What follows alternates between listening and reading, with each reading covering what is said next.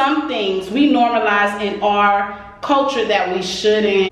Okay, so a few things that people said, I'm gonna get right into it. They said prostitution. I see, so they said prostitution, transgenders in inappropriate situations, sports, bathrooms, the words bitch and nigga, gang banging, I tested that is normalized. Stripping, I don't know, that's a choice to me more than normalized, but yeah, it's something that the culture, I don't know if everybody feels the same way about that. But baby mamas and baby daddies and broken homes, I can see that being something that is normalized. What is it? Americanized beauty standards, and some other people said this, killing each other, normalized R. Kellyism, I don't know what that is. Making kids pay bills at the age of 18 is normalized. Babies born out of wedlock, cooking and cleaning is not a woman's job. Making kids adults when they should be just kids. Oh, it's a lot of things that we can talk about. So I'm gonna talk about a few things that I can talk about. That I'm not gonna get on every single thing that everybody has said, but I do want to get on this. It's very much normalized to me in our culture, gangbanging. It's normalized to me, broken homes. It's normalized to me that kids should get out at 18, you're an adult. You should just move out and get your own shit, and I don't think that is possible at 18. To me, at 18, you're still, and let's get on that. Let's just start there.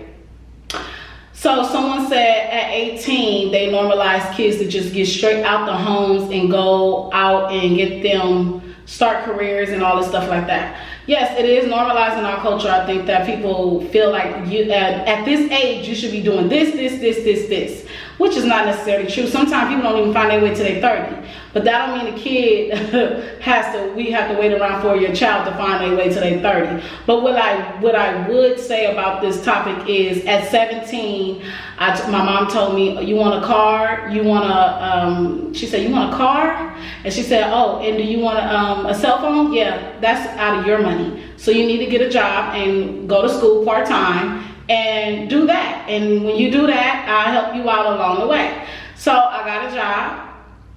And I was able to get me a cell phone, and I was so happy about being able to pay for my own cell phone bill. I felt like I was grown. I couldn't wait to be adult. When we get to adult life, we'll be like, nah, I don't want to be this no more. But anyway, I couldn't wait to be an adult, and then when I got to be an adult, I was like, dang, you gotta pay bills every month? Every month I'm paying a cell phone bill?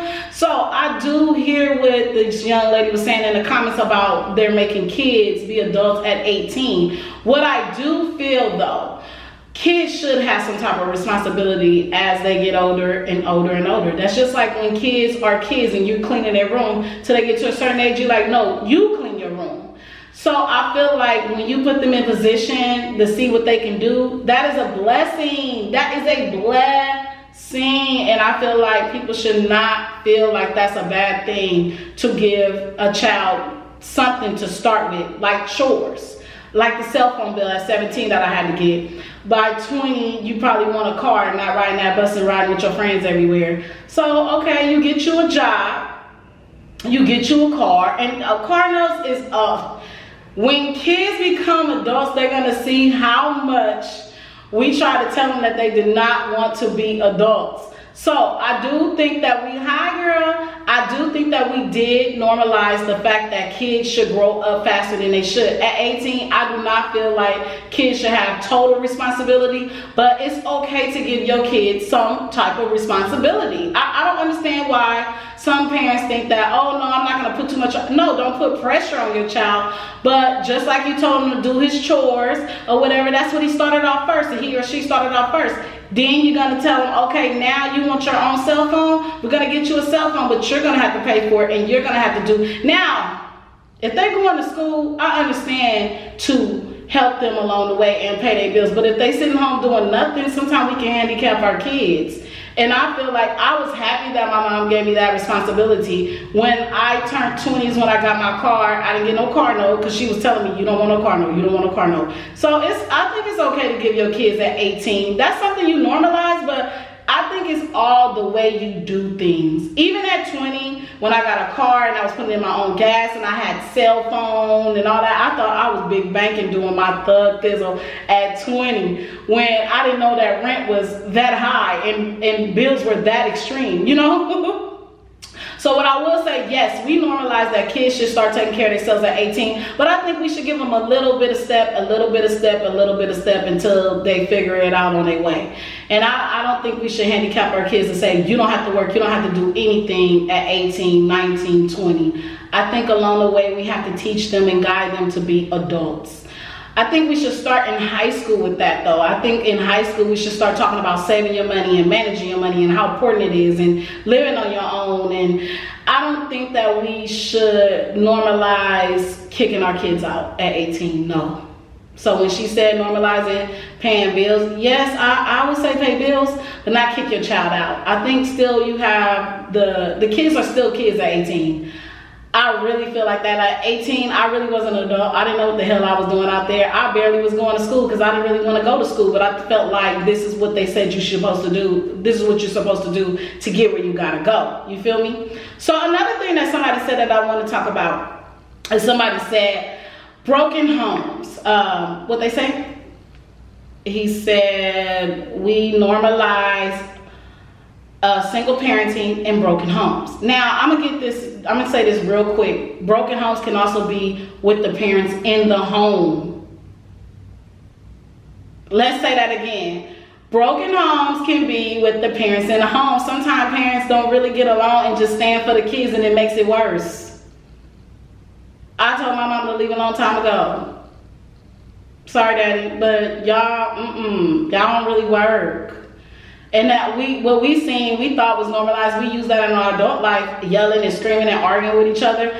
And we were yelling and screaming and arguing until we figured out that that is not normal. So sometimes when people say baby daddies and baby mamas don't normalize that, but don't normalize broken homes with the parents in the home. If you don't get along and you don't like each other, learn how to have some structure with your kids. Learn how to teach your kids things, and you over there and he over there, and y'all just communicate and the kids listen to y'all in somehow, some way. Because it's nothing like being in the home and your parents don't get along and they argue and fight. My mom and my dad not like that, y'all. They cool and all, but they used to argue at 6 in the morning every morning. Do you know how traumatizing that is and annoying? Who want to hear y'all every morning arguing about money, this, that, your kids, every day?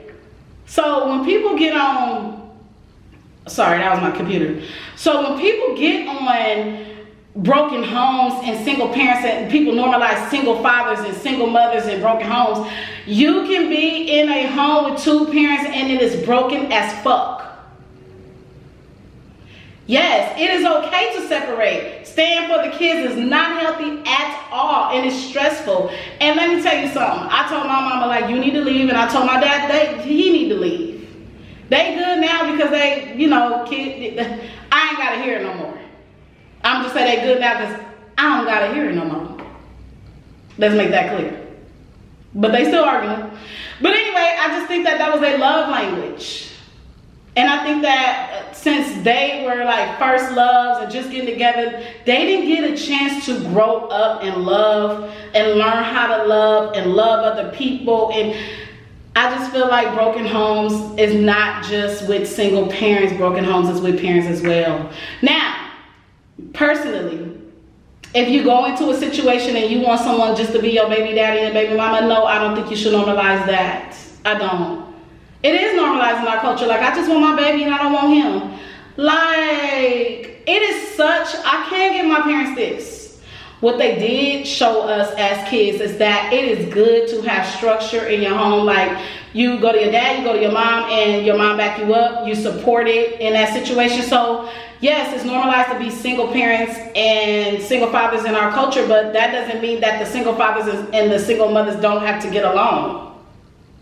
I could be at my mom's house and my mom and my dad still communicate on a level where we see that you can do this in a separation, but it just has to be a mutual situation. Sometimes we see single parents and single mothers and baby daddies and baby mamas not getting along because it's not a mutual thing. One is more emotional about it, and one is not. One don't give a fuck. So it turns out to be the situation where, yeah, it could be a situation like, oh, I just want him to be my baby father, but he don't be there for you.